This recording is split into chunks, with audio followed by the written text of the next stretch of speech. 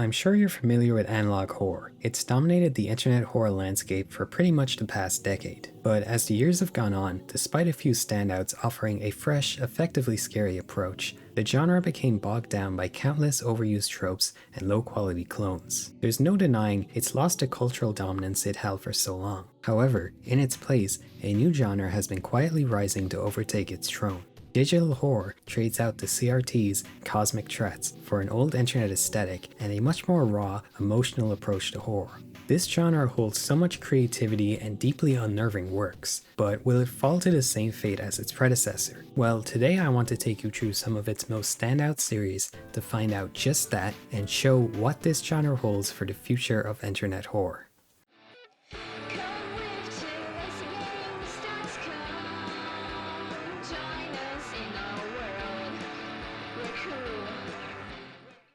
Lacy Games seems like a good place to start, since it's established itself as the most popular and de facto poster child for the digital horror genre, neatly representing most of the tropes that make the genre unique and standing as one of the absolute best, both in terms of its sheer creativity, visual design, as well as how insanely well it adapts the genre's preferred, more human, trauma-focused brand of horror. Beginning on the Ghost Hunter channel in 2022 and spanning just 4 videos, the series feels remarkably well realized. Each episode will show archived footage of a flash game from the fictional Lacy Games website, and this series does such a great job replicating the look, sound, and that weird, indescribable hollow feeling that these old flash games had.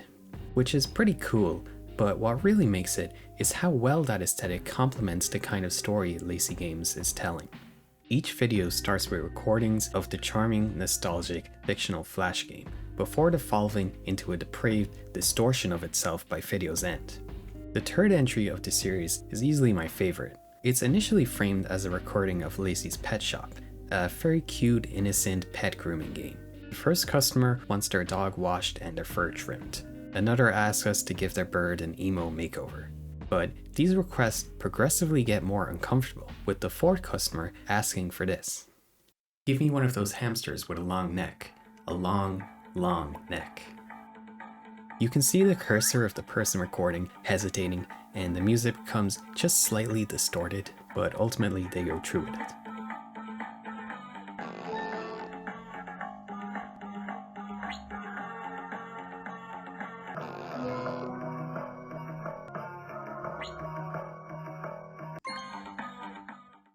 Then the final customer enters. I want a bunny, but with none of those ears and tail and leg things.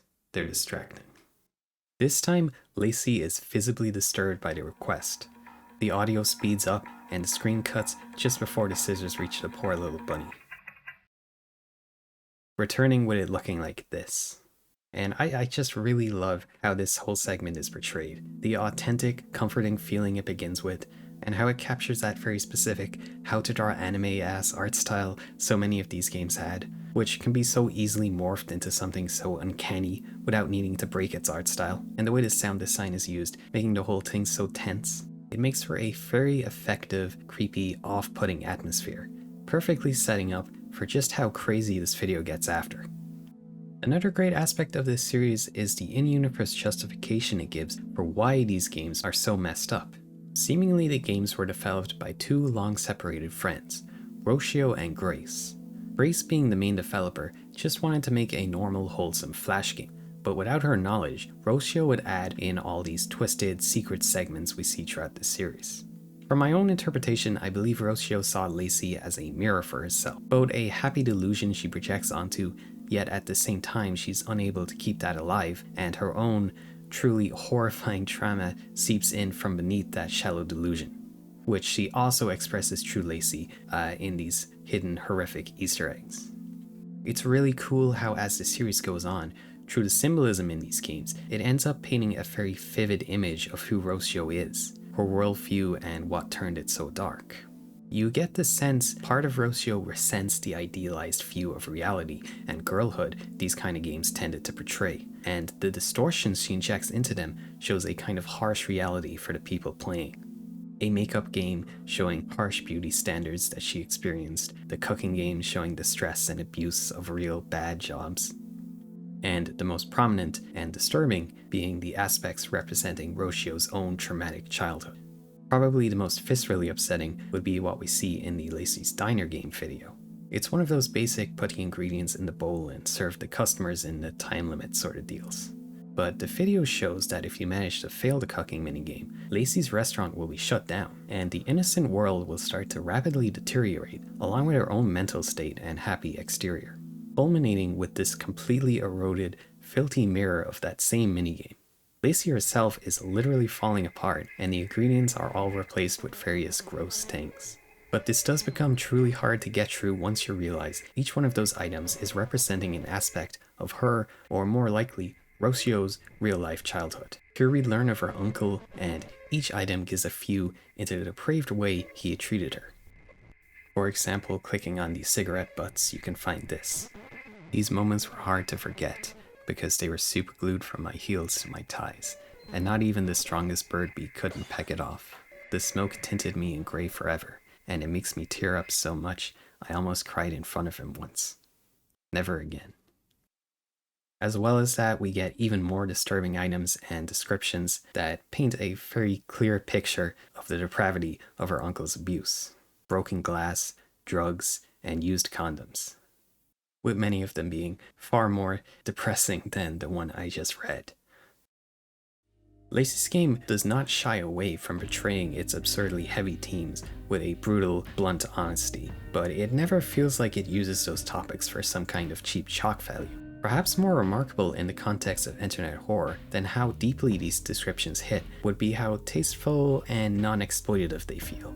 When you think back to, for example, old popular creepypasta that would incorporate SA and compare it to Lacy's Game's handling of it, it really shows how internet horror has matured to be able to incorporate such heavy themes and handle them with the sensitivity they deserve, while still making them as upsetting and serious as they should be for the viewer. So yeah, as you can tell, this is an exceptionally effective piece of internet horror. Frankly, it's easily the most disturbed I've been from any of these projects I've ever seen. But if you've got the stomach for it, its focus on a more emotional, viscerally distressing concepts, and using the visuals of the old internet to complement its narrative and commentary, as opposed to the more straightforward jump scares and spooky monsters of its sister genre analog horror, to me makes Lacy Games the perfect introduction to the digital horror genre.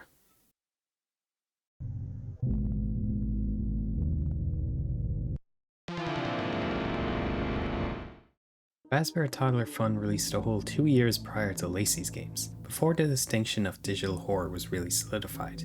You see people refer to this one as analog horror, or even an ARG sometimes, but make no mistake, it's a prime example of what makes digital horror so unique and effective as an independent horror genre. The series shows screen recordings of an old Fazbear Entertainment educational PC game. It has a digital horror staple of looking like it was made using Windows Movie Maker with that insanely nostalgic white text on a solid blue background, only enhanced by the actual videos looking like 240p most of the time. So this is basically Michael Afton's Let's Play channel. From the text you can tell these videos are intended to be sent to someone specific, lending a kind of voyeuristic quality to the videos that's really cool and I think is intentional when you realize what it's really all about. The series itself sees the game fully explored over 5 entries, with each one becoming more impressive both in terms of how technically well made they are, with the great voice acting and sheer generosity of all the different art styles being a particular standout, as well as how effectively the series manages to foster a dreadful atmosphere with very little in-your-face scares that break the believability. Looks like we'll need to turn the power on another way. Want to tag along? It's a bit dark in here.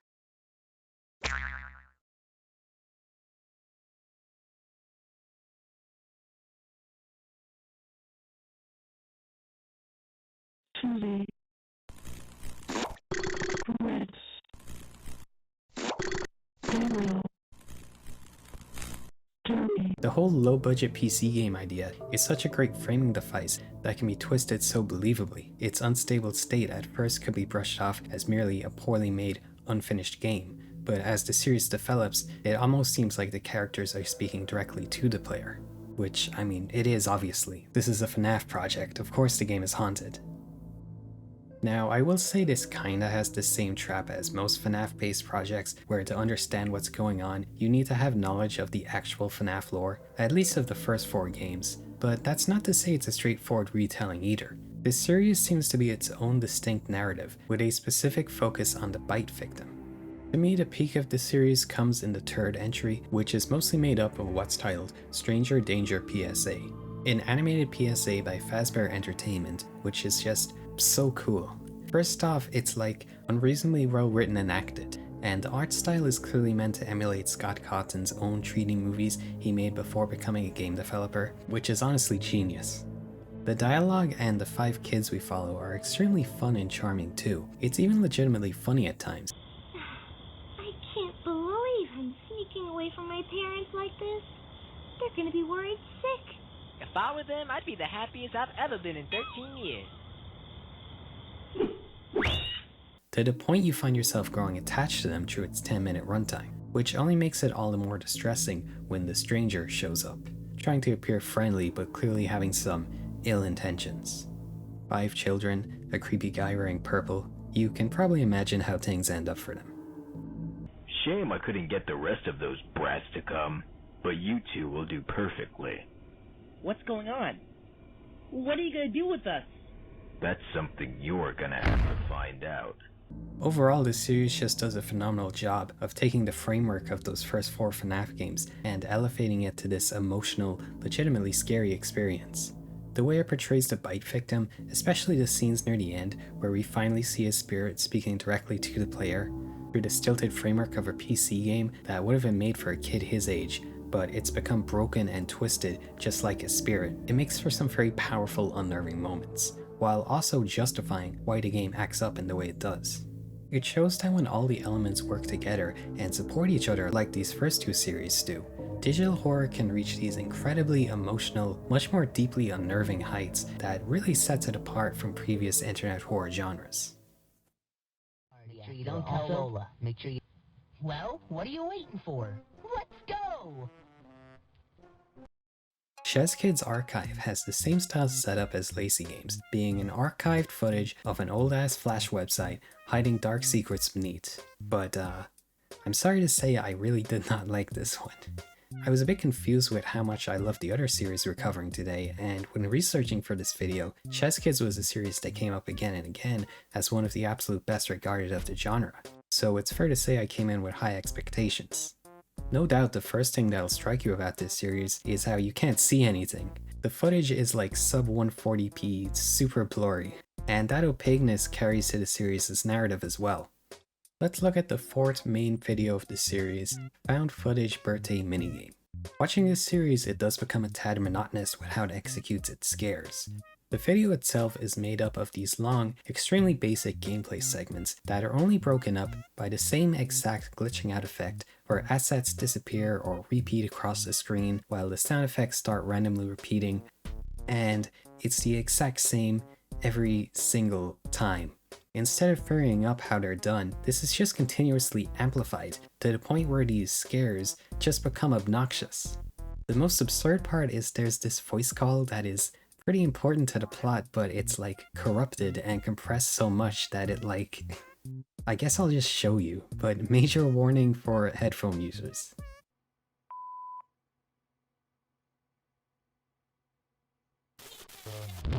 Just calling you back.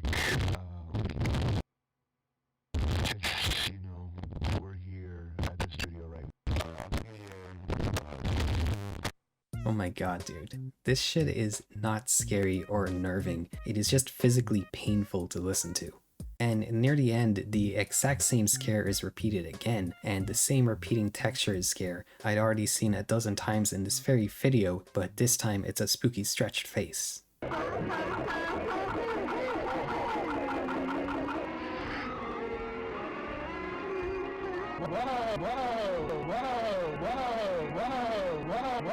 I'm sorry, but there's no other way to say it, but going this over the top with no proper build-up is just not scary.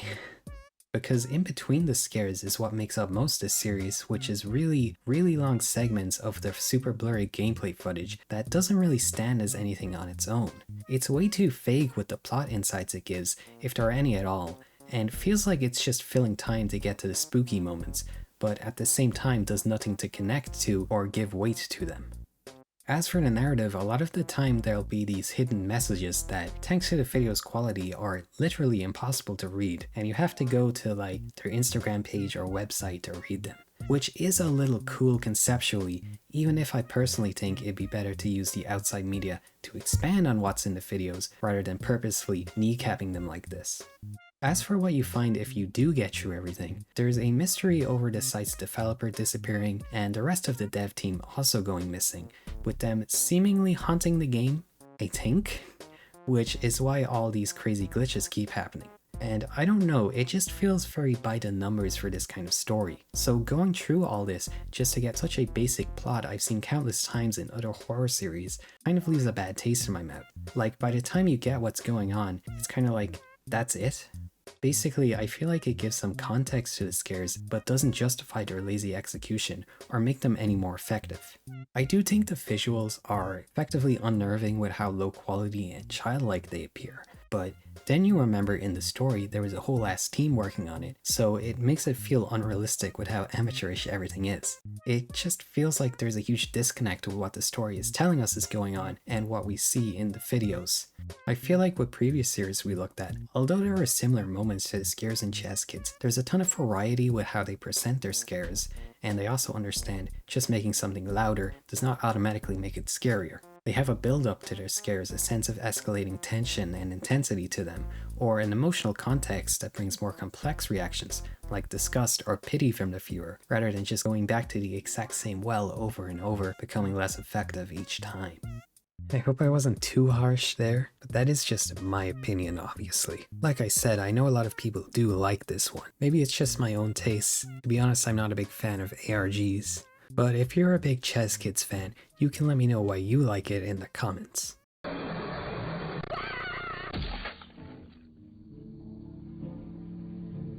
Moving on from old PC games, another common theme throughout digital horror is placing themselves within the landscape of early YouTube.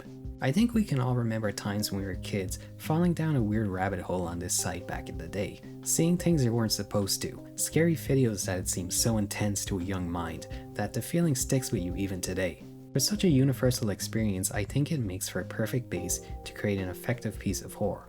Obviously, we can't not mention what's basically like the primordial ooze of the genre, Channel 666, uploaded by the goat of internet horror, Nana825763, all the way back in 2008, and currently sitting at over 20 million views. It really nails the vibe most digital horror tries to emulate today: the initially innocuous screen recording, corruption of technology, and the old internet aesthetic.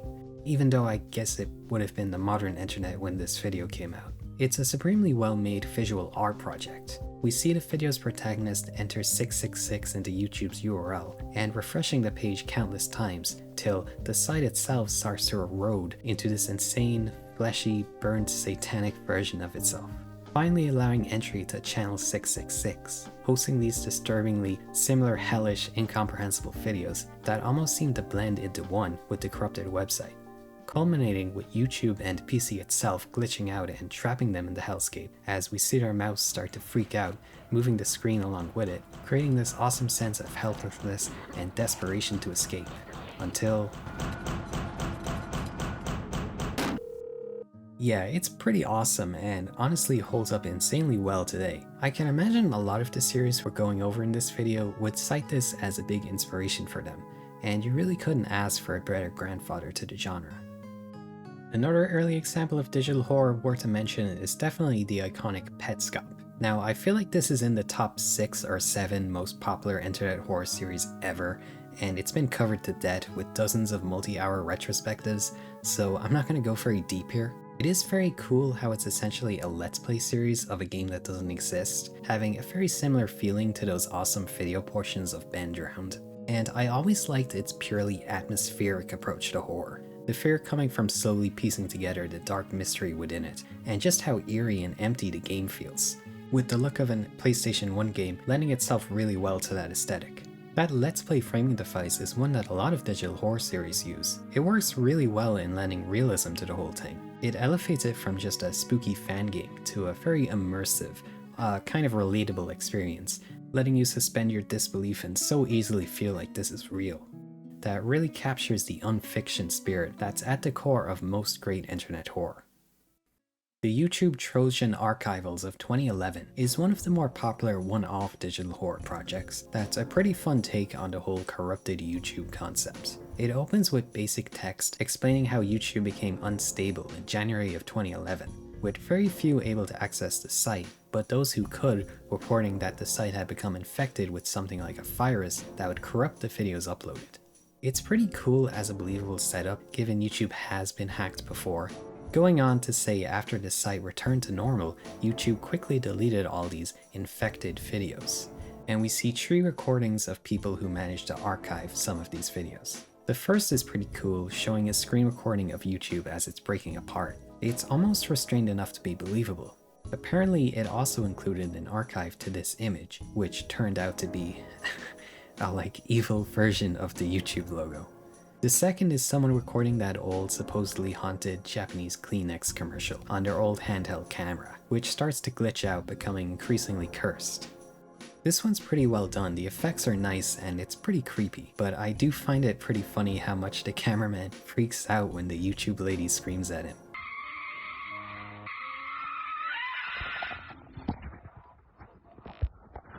I do think this one's more fun than scary, really. I think the evil YouTube logo is a little hard to take seriously, and especially the third video being freaking Battle for Dream Island, turning all blood red and having the character's eyes blacked out, pushes my suspension of disbelief a lot, and quickly veers into lost episode creepypasta territory, but that's just me.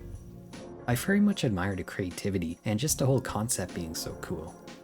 Although I should note this led to a lot of videos that were, let's say, heavily inspired by the Trojan Archivals to pop up afterwards, which really goes to show how much worse things could be. I mean, as with any horror genre, you'll get some of the usual low-quality, cheap imitations in digital horror too. Lacy Games also inspired a lot of imitators of various qualities. Where analog horror has the TTS spam and distorted face jump scares, digital horror has these videos that'll just latch onto any nostalgic kids franchise, slap on a screen recording watermark, and do nothing else but jump scare you with the character glitching out and the screen turning red. I obviously spent a huge portion of my analog horror video going into the lower quality videos, dragging down that genre, but honestly I don't think I need to repeat that here. Even though trope-filled clones do exist in digital horror, you kinda have to actively go looking for them, whereas these kinds of series completely dominated the analog horror landscape, practically from its inception. But the most popular digital horror series are far and away actually very, very good series, and the usual bad creepypasta-esque tropes and jump scares haven't really overtaken the digital horror genre nearly as much as they did with analog horror.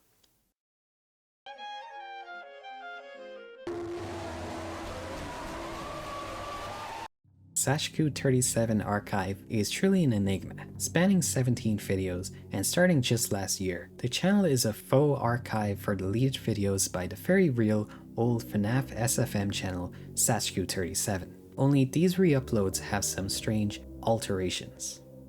Now, there isn't a ton to really analyze here. If there is any sort of narrative behind this, it is absurdly subtle and obtuse to piece together, as really almost every video follows the extremely basic pattern of re-uploading a video by Zajcu and just adding in one small change like this. The very second upload shows this pretty well, titled Zajcu37 Deleted Bomb Surprise Re-Upload. It appears at first as an absurdly low quality rip of the real Zajcu video, all up until the end when Foxy gives Freddy the titular bomb.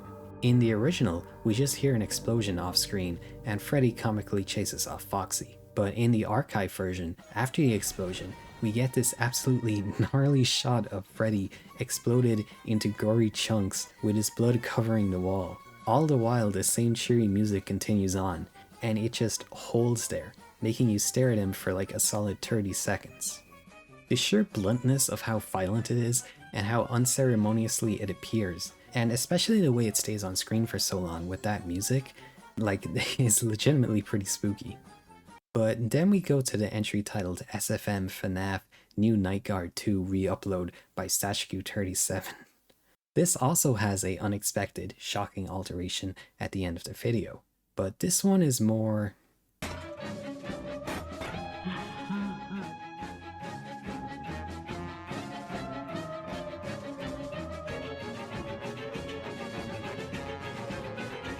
Yeah, so there are 2 or 3 entries that are clearly just shitposts that are more funny than scary, along with some where nothing happens at all. It actually makes sitting down to watch these such a unique experience, because along with how the big scares can show up anywhere from the middle to the end of a video, sometimes nothing happens at all, and other times it's yaoi jump scares. To be clear though, there are many genuinely off-putting and scary scenes throughout here. I mean, just look at this. The person behind this is clearly a very talented artist, but I think as opposed to everything else in this video, this isn't a horror series as such.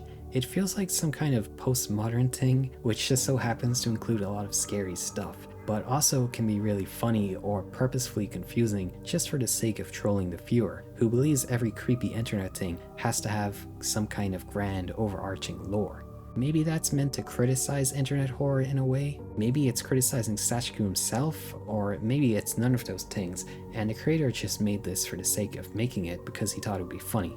I do think the framing device of re-uploading a nostalgic YouTuber's videos and twisting them like this is absolutely genius and insanely effective when it comes to catching the viewer off guard, given how I, and I'm sure a lot of you, have those old YouTubers who like to rewatch for comfort. It's definitely a unique path digital horror allows for, and something I'd love to see other people do as well.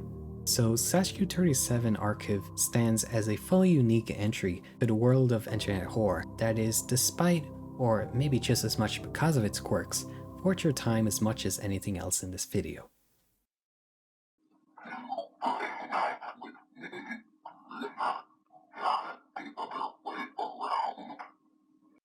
Easily the most unique project today, Chainmail Chasers is a series that plays off the latent fear that old creepypasta had on us as kids, giving new life to the infamous images that defined them, and making them scary all over again. The way this series starts is so awesome. The first 2 uploads are these completely straightforward videos explaining the origins of famous creepypasta images, Slenderman and Jeff the Killer respectively.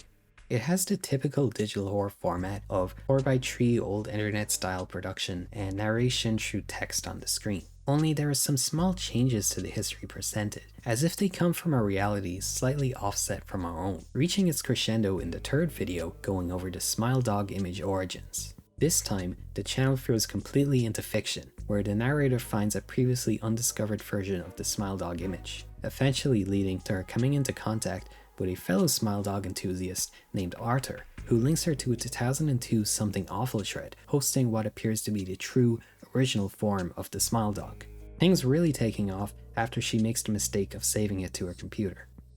Once Grace repeatedly opens the image at Arthur's request, it immediately becomes clear there's some supernatural shit going on when the image itself starts speaking directly to her, instructing her to convert the image to a GIF file, this seeming to fully free it from its shackles, as from this point on, the demonic image is free to exert its will over Grace's PC and her fairy psyche. To give you an idea of how well this admittedly very campy concept is executed, I want to look at this entry of the series, Smile Dog Origins Investigations.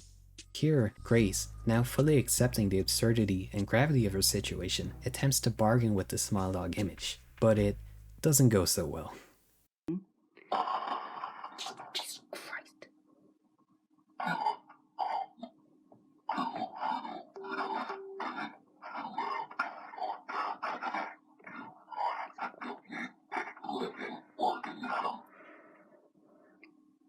I'll do it. Like, you're ruining my fucking life.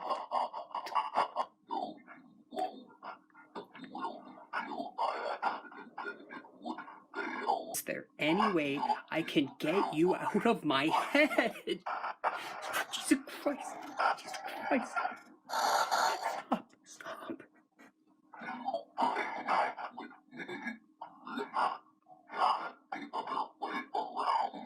I mean, this is just so cool looking. The way the image shifts through different forms and his amazingly intimidating voice, it really does make him such an oppressive presence, and I feel like it would be so easy for what's basically an elaborate computer virus to come off more silly than scary, but his portrayal is so well done, the acting of the series so believable, and the increasingly crazy creative ways it displays his powers really makes the whole thing work. I also love the segments where we see the characters discovering this stuff over Discord calls, where the dialogue is realistically stilted and awkward. Especially the character's justified exasperation at just how crazy the scenario is, which is used to add in some genuinely funny moments too. Hello! I Please. cannot believe we're Please. discussing the moral implications of deleting a JPEG. Well, I'm not sure if it's a JPEG, you know. I mean, technically right now it's a GIF. Okay. Man, I kind of want to provoke it, but Okay, at the so same time, I'm cutting the fuck Why? off. It really makes everything so much more believable. Overall, this series is just really well paced and engaging throughout. The first videos being presented as normal image investigations before slowly drifting into the supernatural does such a great job at making you buy into its world. And at the time, this really had people fooled too. I mean, even Blame It on Jorge cited it in his own creepypasta Lost Images video, which is really funny, but also goes to show just how effective this series is at crafting a believable alternate reality for us to peer into. Beyond all that, the series goes on to establish this crazy lore over how the demon mutates and spreads across images online, linking it to other famous creepypasta images. It kind of recaptures the power we given to them back in the day, believing the tall tales behind them, and makes them literally demonic in the world of Chainmail Chasers. It kind of makes the whole series feel like a love letter to classic internet horror. That's super rewarding if you're as into this kind of stuff as I am.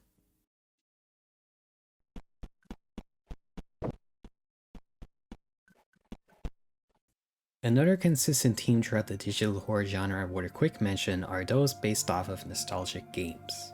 The most common would be Minecraft, Gmod, and Roblox, which to be honest I have zero attachment to any of these, so it does not hit too hard for me, but I can definitely see why they're such common choices for creators. These are worlds that you would have formed so many memories and possibly even formed friendships in. Worlds that no longer exist in the state they once were, with the people you met and the memories you formed there in most cases fading away over time, just like the games themselves did. There's also that undeniable eerie, empty feeling seeing how basic and empty they sit today.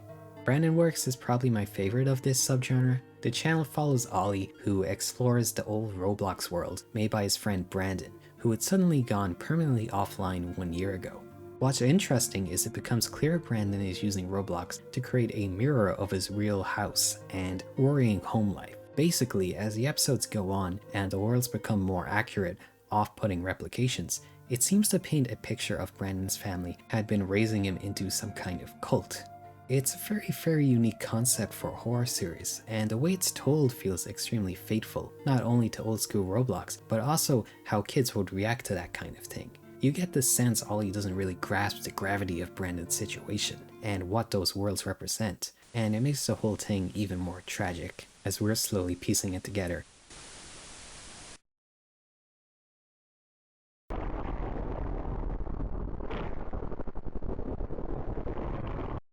I don't think everyone would necessarily count these strictly digital horror, but personally I think they fit the definition and general direction of it. Anti-Piracy Screens was somewhat of a trend a few years ago. I believe it was kicked off or at least popularized by this simple video showcasing a pirated copy of Mario Kart DS, showing all the characters locked in prison with some downtrodden music, with text shaming you for stealing from Nintendo. It's clear this is more intended to be a hoax than a scary art project, yet the concept was fun and potentially creepy enough to spawn its own little subgenre. There are literally hundreds of these out there, but by far my favorite is definitely the Five Nights at Freddy's Seddies video from 2024. I promise this is the last Fnaf related thing in this video. This would be called ransomware horror, meant to portray a fictional pirated or shady copy of a game that is merely a front for stealing your data or extorting money. Like ransomware in real life. And I'm not sure how weird an opinion this will be, but personally I find horror projects that result in like your computer getting destroyed to actually be just as scary as the typical monsters or haunted media concepts we usually see. I think it's because it feels more feasible and real, like I'm not really worried about an alternate that is going to kill me and steal my likeness, but some random guy hacking my PC to a pirated game is at least a thing that can happen. At least when it's done well, which is admittedly pretty rare, but this video is one of those rarities I think is worth celebrating. First off, I love the presentation. This video opens on a crappy screen recording where the protagonist is speaking through Notepad and he has a freaking browser window open playing Nyan Cat instead of just adding music in post. This is definitely the most authentic feeling old YouTube aesthetic I've seen in any of these. He tells us, or types to us, that he found a free version of Fnaf 1, ending with, "So let's play, enjoy, Profis." Before jumping into the game, right from the start you can tell this shit's laced. First off, you're hit with super distorted audio, this weird melting render of Freddy, and the title reads, "Five Nights at Freddy's Seddies." The game itself is just as broken, the same distorted, broken droning continues. The UI is disjointed, and the visuals are a crude imitation of the actual Fnaf 1. Within 20 seconds there's a jump scare, and we're hit with all these weird non-existent Bible verses and other strange phrases before crashing the guy's computer. And when it returns, we have the ransomware screen, accompanied by even more intense blown out audio, the same cursed render of Freddy, and text in broken English informing you that to get your files back you have to send Bitcoin to them. I think it's mostly the absolute intensity of how broken everything is and how quickly the video goes from 0 to 100, and seeing that Fnaf 1 game we all know so well being so heavily distorted, it just lends the whole video a very intense and disorienting feeling. Which apparently the video was a reproduction of a fever dream the creator had, which I can see it. I think there's a bit of a stigma when it comes to horror based around pre-existing childhood media. It's an easy criticism to make, and one I've fallen into myself, but when utilized well I think it makes for a wonderful base to build from, especially when it comes to horror, and digital horror has shown somewhat of a maturation when it comes to how to handle that. Fnaf ransomware would definitely be on the more blunt.exe side, but I do believe the concept gives near endless possibilities when it comes to telling a story through the remix culture of the internet. That obviously fits digital horror very well. And I'd say no series exemplifies that more than our next topic.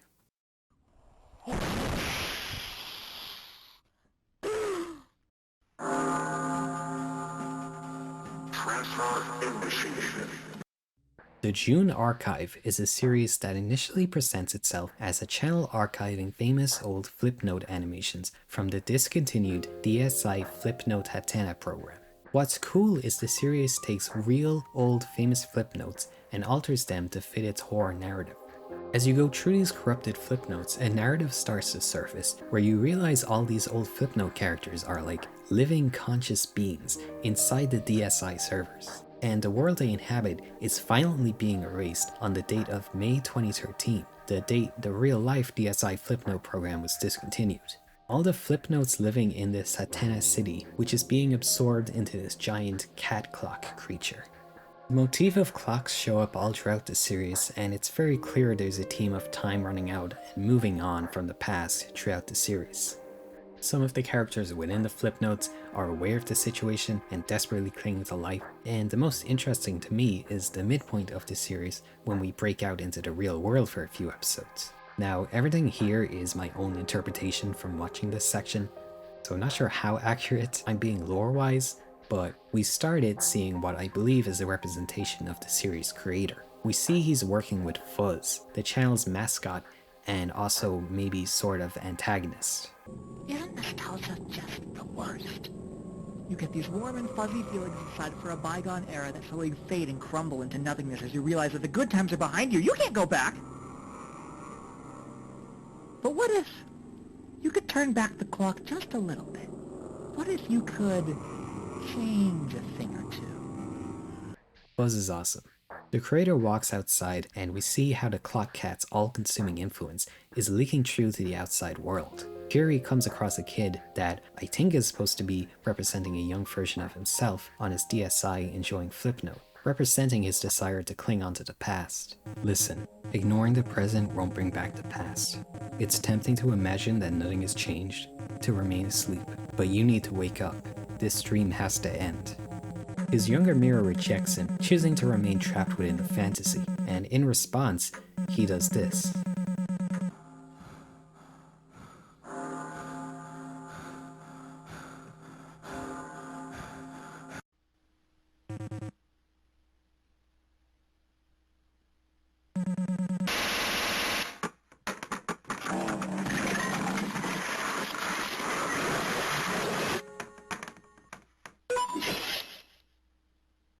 From this point, things go completely off the rails. It becomes clear he and Fuzz are trying to literally turn back time to save the Flipnotes, and that altering of reality, fighting against the natural progression of things, refusing to move on is at the core causing all this crazy stuff going on. It appears the creator is not as gung-ho about everything as Fuzz, but as the Clock Cat approaches, he gives in to his demands. After all the effort you put in, you're just gonna turn back now?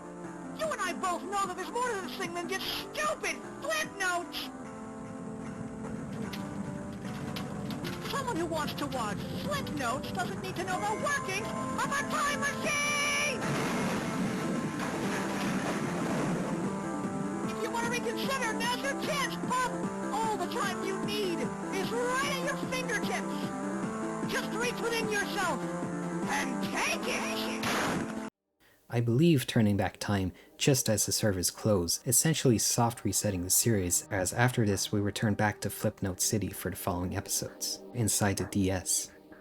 You can obviously already tell, but oh my god, the animation in this series is absolutely mind-blowingly amazing. That's a big part of why I wanted to show that episode specifically. It's one of the best looking sections, but far from its peak. Honestly, I think the narrative and horror elements of this series are so effective and enthralling, but even just from the visuals alone, this series is a must-watch in my opinion. Overall, this series is just so unique. The visuals and voice acting make it a joy to watch, and the common digital horror theme of taking nostalgic media and twisting it to create a horror series with such relatable and effective narrative themes behind it is perhaps realized through the June archives better than anything else I've seen. Overall, this series does a great job representing and realizing the potential digital horror holds. The internet is an endless abyss, for better and worse, and digital horror reflects that by having a more varied and ambitious direction to any previous internet horror genre we've seen. That's both in the broad sense of what they emulate, from haunted PC games to corrupted YouTube channels, and in the thematic elements from where the horror comes, the pain of letting go of the past, the pain you carry from the past. From this video, I focused on the most defining digital horror series and those that spoke to me personally, and as usual, I left them mostly unspoiled so you can explore them yourself. But the most striking aspect of digital horror is there really is something for everyone, so if you enjoyed this, I encourage you to immerse yourself in the world of these series and beyond, in the wonderful world of digital horror.